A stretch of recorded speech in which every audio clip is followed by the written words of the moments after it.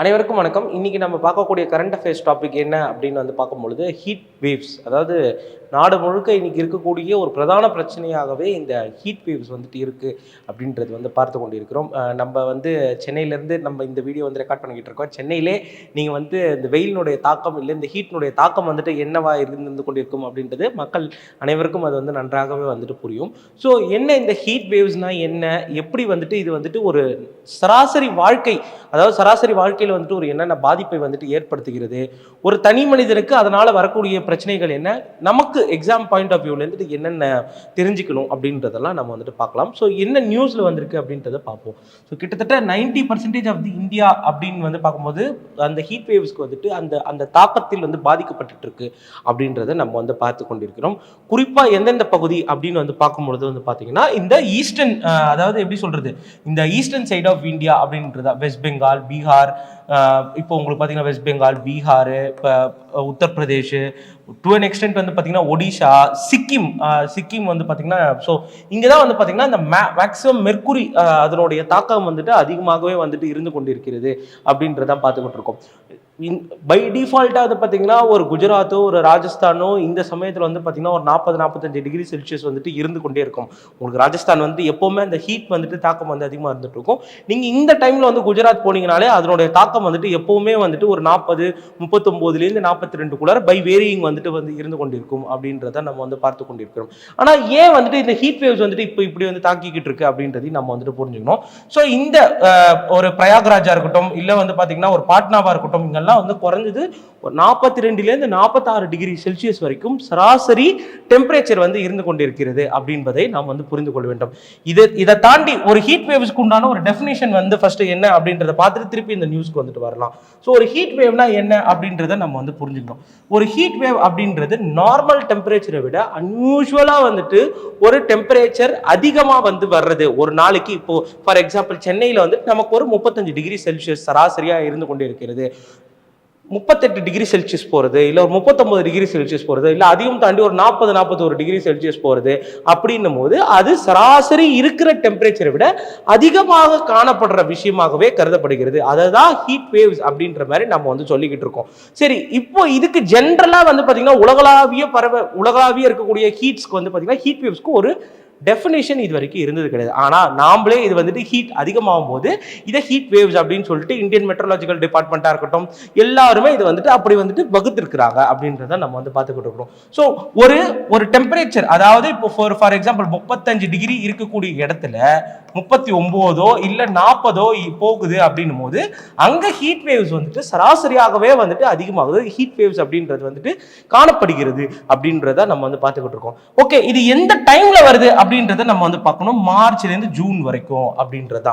ஏன் அப்படின்னு பார்க்கும்போது இதுதான் நமக்கு சம்மர் டைம். இப்போ நமக்கு கத்திரி வெயில் அப்படின்னு சொல்லிட்டு மேல வரும். அது அதனுடைய தாக்கம் இனிமேட்டு தான் நமக்கு தெரிய வரும். ஸோ அந்த மாதிரி இருக்கக்கூடிய இந்த டைம் பீரியட் தான் பாத்தீங்கன்னா exact summer of all these places அப்படின்ற மாதிரியே நம்ம சொல்லலாம். ஓகே, ஸோ இந்த மாதிரி 2லேருந்து 3 ஹீட் வேவ்ஸ் பாத்தீங்கன்னா ஒரு வருடத்துக்கும் ஒரு சீசனுக்கும் வர்றதுக்கான சான்சஸ் அதிகமா இருக்கு. இந்த தடவை பிரதானமா பாத்தீங்கன்னா ஈஸ்டர்ன் இந்தியா, அதாவது உத்தரப்பிரதேஷ், பாட்னா, பீகார், ஜார்க்கண்ட், ஒடிஷா, சிக்கிம் வரைக்கும் அதனுடைய தாக்கங்கள் அதிகமாக தான் ஆகிக்கொண்டிருக்கிறது அப்படின்றது பார்க்கணும். ஸோ பிரதானமா ஏரியாக்கள் எங்கெங்க அப்படின்றத நம்ம பார்த்துக்கணும். ஸோ ஏரியாஸ் அப்படின்னு பார்க்க போகும்போது central and north west India அப்படின்றத நம்ம பார்த்துக்கிட்டு இருக்கோம். ஸோ சென்ட்ரல் அப்படின்னு பார்க்க போகும்போதே உங்களுக்கு உத்தரப்பிரதேஷ், சென்ட்ரல் அப்படின்னு பார்க்கும்போது உங்களுக்கு மத்திய பிரதேஷ் அந்த மாதிரியான பகுதிகள் எல்லாமே வந்துடும். நார்த் வெஸ்ட் அப்படின்னு பார்க்கும்போது உங்களுக்கு பை டிஃபால்ட்டா பார்த்தீங்கன்னா குஜராத், ராஜஸ்தான் போன்ற பல்வேறு பகுதிகள் வந்துடும். Coastal Andhra Pradesh and Odisha. So இந்த ஈஸ்டர்ன் பார்ட் அந்த பகுதிகளில் பார்க்கும்பொழுது உங்களுக்கு நம்ம இப்போ சொன்ன பேர்கள் உத்தரப்பிரதேஷா இருக்கட்டும், இல்லை பீகாரா இருக்கட்டும், இல்லை ஜார்க்கண்டா இருக்கட்டும், அதனுடைய தாக்கம் அப்படியே பார்த்தீங்கன்னா ஆந்திர பிரதேஷ் வரைக்கும் வருது. கோஸ்டல் ஆந்திர பிரதேஷ் வரைக்கும் வருது அப்படின்றத பார்த்து கொண்டிருக்கோம். ஸோ இந்த ஹீட் வேவ்ஸ் பிரதானமாக இந்த பகுதிகளெல்லாம் வருது அப்படின்றது. கேரளா உங்களுக்கு இந்த டைம்லாம் ரொம்ப கூலிங்காகவே இருக்கும். நீங்க எப்பயுமே அங்கே ஜூன் ஜூலை போது தான் இந்த வெள்ளம் தாக்கம் ஏற்படுறது எல்லாத்தையும் பார்ப்பீங்க அப்படின்பதையும் நம்ம பார்த்துக்கூடிய இருக்கிறோம். ஸோ பிரதானமா இந்த பகுதி டெல்லி உங்களுக்கு வந்து சொல்லவே வேணாம், இந்த நேரத்தில் வந்துட்டு அப்படியே வெயிலினுடைய தாக்கம் வந்துட்டு அந்த அளவுக்கு வந்துட்டு அதிகமாக இருக்கும் அப்படின்றத நம்ம வந்து பார்த்துக்கிட்டு இருக்கோம். ஸோ இதனுடைய தாக்கம் இல்லை இதனால என்னென்ன பாதிப்பு அப்படின்றத பார்த்துக்கிட்டு இருக்கோம். அஃப்கோர்ஸ் கிளைமேட் சேஞ்ச் வந்துட்டு ரொம்ப ஒரு முக்கியமான ஒரு விஷயத்தை வந்து நோக்கி போகிறது அப்படின்றத நம்ம வந்து பார்த்துக்கிட்டு இருக்கோம்.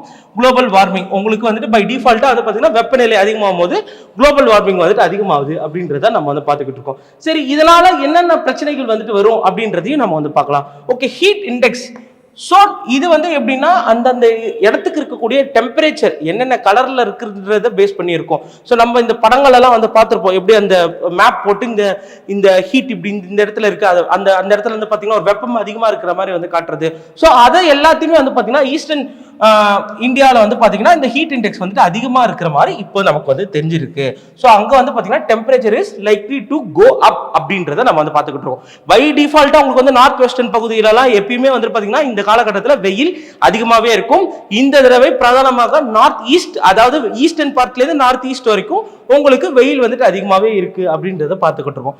ஸோ கிளைமேட் வல்னரபிலிட்டி இண்டெக்ஸ் இது என்ன அப்படின்ற மாதிரி வந்து பார்த்தீங்கன்னா சராசரியா ஒரு நாளைக்கு இருக்கக்கூடிய கிளைமேட்டை பொறுத்து தான் இந்த கிளைமேட் வல்னரபிலிட்டி இண்டெக்ஸ் வந்துட்டு பொருத்தப்படுது. அது பல இண்டிகேட்டர்ஸ், ஒரு 8 இண்டிகேட்டர்ஸ் இருக்கும். ஸோ அதை பேஸ் பண்ணி தான் இந்த கிளைமேட் வல்னரபிலிட்டி இண்டெக்ஸ் வந்துட்டு கொடுத்துட்டு இருக்கு. ஸோ அந்தந்த காலகட்டம், இப்போ சம்மர்னா சம்மருக்கு உண்டான கிளைமேட் வல்னரபிலிட்டி இண்டெக்ஸ், இன்னும் அந்த வாரமோ இல்லை அந்த மந்தோ அதுக்கேற்ற மாதிரி தான் அந்த கிளைமேட் வல்னரபிலிட்டி இண்டெக்ஸ் வந்துட்டு அந்த சீசனுக்கு ஏற்ற மாதிரி, சீசன்னே வச்சுப்போமே அந்த சீசனுக்கு ஏற்ற மாதிரியே வந்துட்டு மாறும். இப்போ ஆட்டம்னா அந்த சீசனுக்கு ஏற்ற மாதிரி, இப்போ வந்துட்டு வின்டர்னா அந்த சீசனுக்கு ஏற்ற மாதிரி, ஸோ அந்த சீசனுக்கு ஏற்ற மாதிரியே அது வந்துட்டு மாறி போகும் அப்படின்றத இந்த கிளைமேட் வல்னரபிலிட்டி இண்டெக்ஸ். இதையும் தாண்டி வந்து பாத்தீங்கன்னா இதனோட இம்பாக்ட் என்னென்ன அப்படின்ற மாதிரி வந்து நம்ம வந்து பார்க்கணும். ஸோ ஹீட் வேவ்ஸ் வந்து பார்த்தீங்கன்னா நம்மளுடைய எஸ்டிஜியை வீக்கன் பண்ணியிருக்கு. எஸ்டிஜினா என்னன்னா சஸ்டைனபிள் டெவலப்மெண்ட் கோல்ஸ், என்விரான்மெண்ட்டை பராமரிப்பதற்காக, என்விரான்மெண்ட்டை பாதுகாக்கிறதுக்காக, என்விரான்மெண்ட்டை மேம்படுத்துவதற்காக தான் நாம் இந்த சஸ்டைனபிள் டெவலப்மெண்ட் கோல்ஸ் வந்துட்டு வச்சிருக்கிறோம். ஸோ அதனுடைய அந்த கோல் அச்சீவ் பண்றதுக்கு வந்து பார்த்தீங்கன்னா இந்த ஹீட் வேவ்ஸ் வந்துட்டு தடுக்குது அப்படின்றத நம்ம வந்து பார்த்துக்கிட்டு இருக்கோம். ஸோ ஹீட் வேவ்ஸ் அப்படின்றது வந்து பார்த்தீங்கன்னா இந்த கிளைமேட் சேஞ்ச், அதாவது நம்ம வந்து பாத்தீங்கன்னா இந்த கிளைமேட் வல்னரபிலிட்டி இண்டெக்ஸ்க்கு நாம ஒரு டார்கெட் வச்சு இந்த கிளைமேட் சேஞ்ச் இப்படிலாம் இருக்கும் அப்படின்றத நாம வந்து டிசைட் பண்ணிருப்போம். ஸோ அதை இந்த ஹீட் வேவ்ஸ் வந்து கிட்டத்தட்ட வந்து ஸ்பாயில் பண்ணுது அப்படின்றத நம்ம வந்து மறந்து விடவே கூடாது. ஸோ இது கொஞ்சம் ஒரு காலகட்டம் இப்போ ஆரம்பிச்சிருக்கு. இப்போ நம்ம ஏப்ரல்ல இருக்கோம், ஏப்ரல்ல இருக்கும்போது இந்த ஹீட் வேவ்ஸ் அப்படின்ற ஒரு டாபிக் வருது அப்படின்னா ஸோ ஒரு மே போக இன்னும் அதிகமாகவே ஆகும் அப்படின்றத நமக்கு வந்துட்டு பொருள். ஸோ இந்த ஹீட் வேவ்ஸ் ரொம்ப முக்கியமான விஷயம். ஸோ மறக்காம அதனுடைய ஃபேக்ட்ஸ் அண்ட் ஃபிகர்ஸ் எல்லாத்தையும் வந்துட்டு நீங்க வந்து இதுல இருந்தே பார்த்துக்கலாம். Thank you so much.